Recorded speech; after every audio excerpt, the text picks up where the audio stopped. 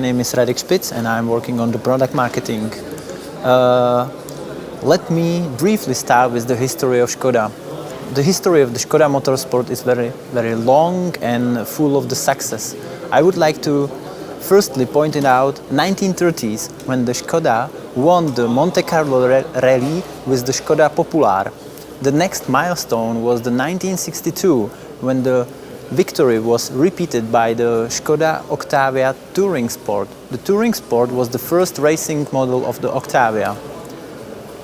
From the 1974 was the RS badge used to mark the racing specials of the Skoda brand. It was already mentioned in the main presentation actually, but for the example it was used on the Skoda 180 RS and Skoda 130 RS Rally.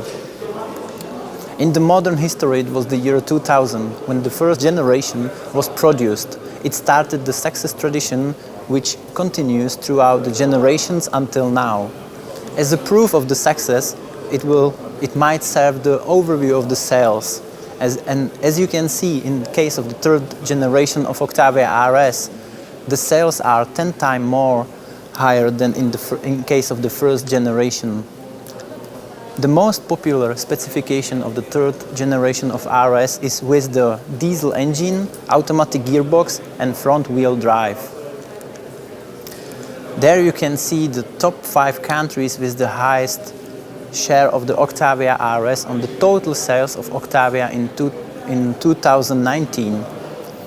Based on the numbers, you can figure out that in Germany and Switzerland it was every 6th Octavia was Octavia RS. In case of the United Kingdom and Austria, it was every 10th Octavia. To be able to continue in the success story, we need to identify the target customer and his or her demands and expectations. The reasons to buy the new Octavia RS are mainly power, performance, exterior design, and last but not least, value for money. We should not forget on our competitors. The competition in this segment is very strong.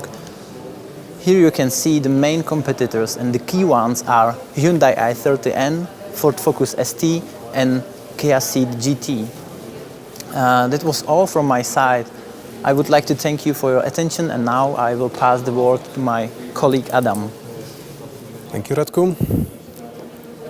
When you see new Octavia RS, you can definitely tell from the first glimpse that it's different from the standard one, as it gets a new RS designed bumper, including the black grille with RS logo. The rear mirror covers are also black, and we decided to give new RS this black package based on the experience from the previous generation. We had both chrome and black variant, and the vast majority of customers wanted a black styling, so we decided to make the new Octavia always with this package. The fog lights, which are LED, are also specific to the RS, and of course the design is even stressed by the specific RS wheels, which are either 18-inch or 19-inch size. The new wheels have also been optimized in terms of the aerodynamics, so they have a better values of the drag coefficient, and they contribute to better fuel economy of the car. From the rear side, it's easy to spot the specific RS bumper with this known white reflection bar, which comes in a similar way from the previous Octavia RS, and it can also be seen in case of the Kodiaq RS. Octavia RS also gets 2 visible steel end pipes, black lettering, so it means black Skoda description and the logos, and the spoiler, which is also black. And it's not just the design thing, but it has some real contribution in terms of driving stability and the downforce. Looking into interior, it's easy to spot a new steering wheel. The steering wheel is 3-spoke compared to the standard Octavia.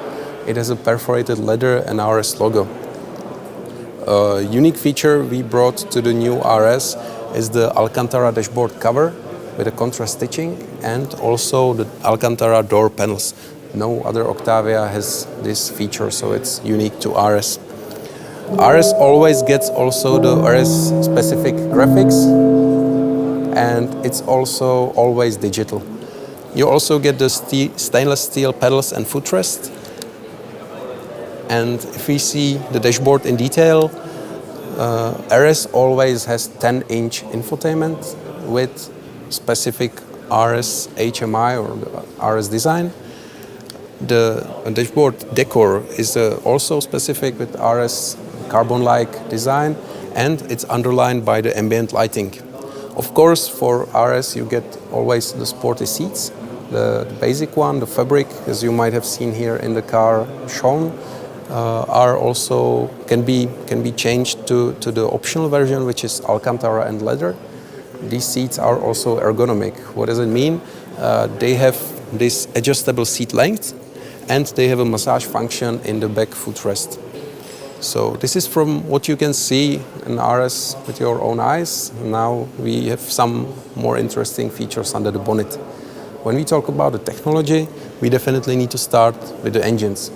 For the first time in history, we have 3 different concepts for the new RS. The first one is petrol, new evolution of the 2-liter TSI engine with 180 kilowatts. Then a new Evo diesel. You have already heard in the previous presentation about the new Evo diesels. So this is the top version of them. It has 147 kilowatts and 400 Newton meters. And for the first time in history of RS, we have the plug-in hybrid. It has system output of 180 kilowatts and 400 Newton meters. In addition to that, RS gets also the performance brakes. They have front disc in size 340 millimeters and the rear is 310 millimeters. Every RS has a sport suspension.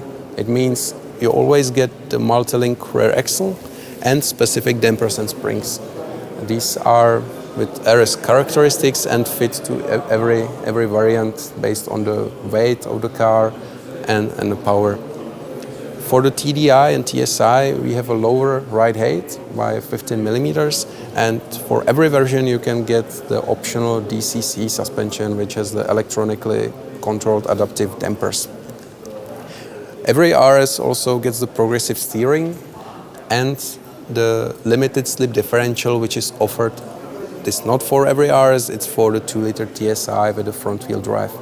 So about these 2 features, I would like to talk a little bit more in detail.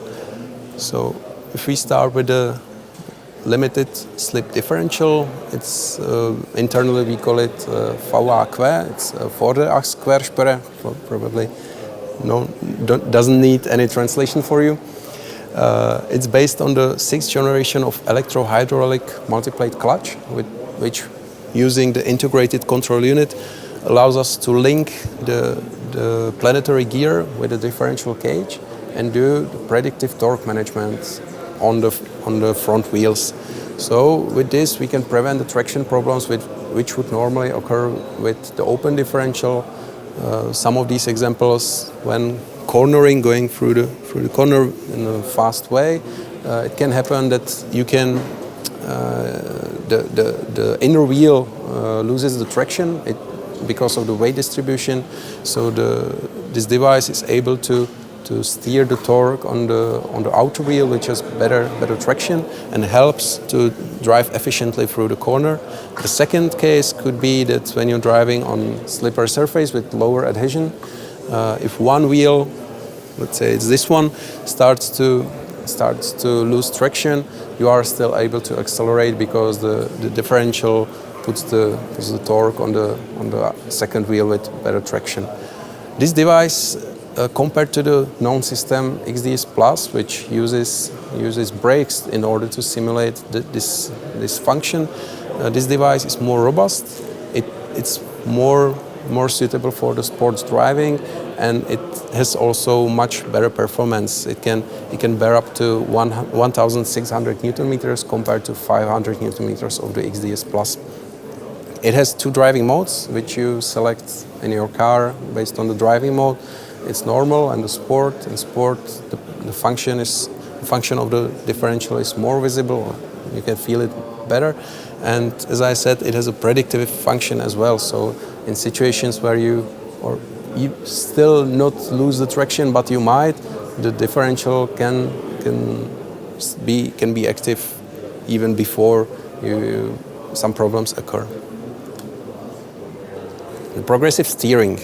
This is a function or equipment which gets every new Octavia RS, and compared to the standard one, it's different in two ways. It has a lower steering ratio, so it means that you have only 2.1 turns from one attempt to another, compared to 2.7 in case of the standard steering, and it has a progressive gearing ratio. This is illustrated here. What does it mean? When you drive in direct way, for example on highway, the steering ratio is very comparable to the standard steering. It provides the car to feel relatively stable. It doesn't react too fast on little changes in the steering wheel. But as soon as you start cornering, then the progression is much more significant, and the car responds better to your orders through the steering wheel. So it comes handy when you're driving in a sporty way either, or just when you maneuver in the city and you need to do the cornering. It's easy with this steering. A very new feature I would like to introduce you with the new Octavia RS is the central airbag. Octavia will be the first Skoda to introduce this new safety equipment. And what does it actually is? Central airbag is a new airbag which is hidden in the right side of the driver's seat, and it opens to protect customers in case of the side crash, either far or near side, where it can happen that the passengers get injured by each other, by hitting each other, either by head or their body. And when we get this center airbag in the middle of them, we can protect them from these kind of injuries. So we decided to offer this equipment to every new Octavia Scout and RS as a standard equipment. So in total you can get up to 10 airbags now. For the remaining Octavias, we will offer this equipment as an optional, and it will be available at the end of this year. So I'm almost at the end of my presentation. To sum it up, the most important facts: the new RS will come with 5 different powertrain options. 2 of them are petrol, 2 are diesel, and the new is the plug-in hybrid. All of these engines are either new or significantly reworked in order to provide even better driving experience and also fuel economy, inclusive reduced CO2. And the production of the car will start this year in September. A few weeks later, we will add the diesel version and the petrol with manual transmission.